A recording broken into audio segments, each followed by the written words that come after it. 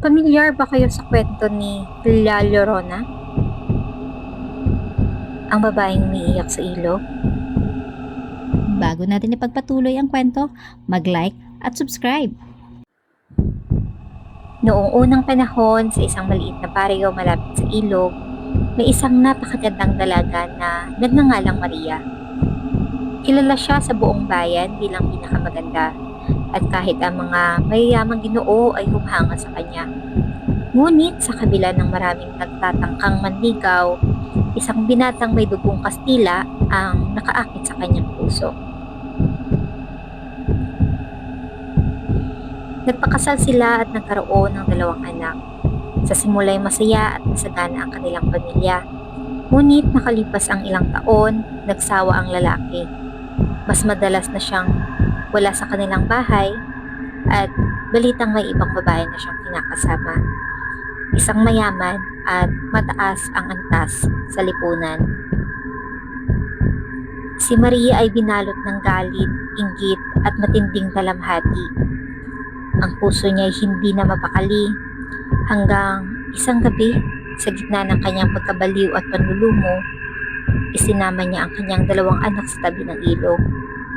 Doon, habang patuloy siyang umiiyak, bigla niyang isinubsob ang mga bata sa tubig.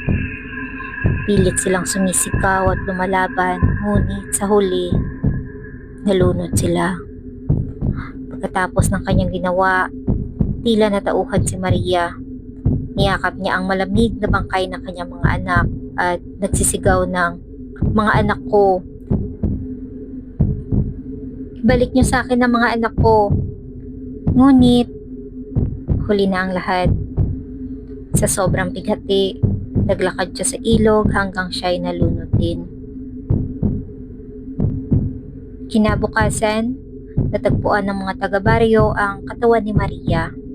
Ang pari ng simbahan ay tumangging ilibing siya sa banal na lupa dahil itinuturing siyang makasalanan. Isang ina na pumatay sa sarili niyang anak. Ngunit matapos ang kanyang libing, sa gilid ng ilog, nagsimulang lumaganap ang kakaibang mga kwento. Tuwing hating gabi, may naririnig na malungkot na iyak mula sa ilog, ang tinig ng isang babaeng naghahanap. "Ay, mes hios, o mga anak ko,"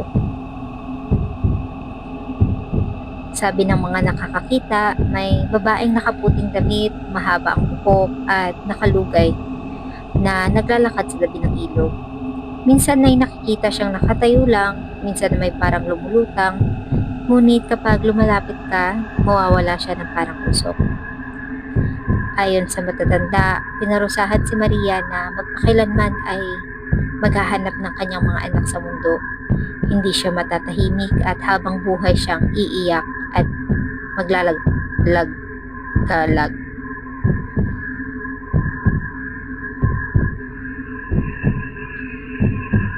Ang kwento naman ng bayan ay sa Mexico. Si La Llorona ay lumilitaw malapit sa mga ilog at lawa. Madalas siyang nakikita ng mga lasing o mga taong naglalakad mag-isa sa gabi. Kapag nilapitan siya, minsan ay bigla siyang nagiging halimaw na may dugo ang mukha. Sa Guatemala naman, sinasabi na dinadala ni La Llorona ang mga batang lumalabas sa gabi at inilulubog sa tubig upang may kapalit siya sa mga anak na nawawala. At sa Pilipinas naman, may mga kwentong halos kahawig din. Sa Visayas at Mindanao, may kwentong tungkol sa babaeng multo na umiiyak at naghahanap ng anak. Sabi ng matatanda, minsan daw ay napagkakamalan siyang white lady, ngunit kapag narinig mo ang kanyang hagulgol, para kang tinatawag na sumunod sa ilog. Dahil sa kwento ni La Llorona, ipinagbabawal ng mga magulang ng kanilang mga anak na lumabas sa gabi, lalo na sa tabi ng ilog o dagat. Baka raw si La Llorona ang sumalubong at kunin sila. At kung makakarinig ka ng iyak na malakas, huwag kang maglalay, malayo pa siya. Ngunit kung mahina at malapit sa pandinig mo ang hagulgol, magdasal ka na dahil nasa tabi mo siya.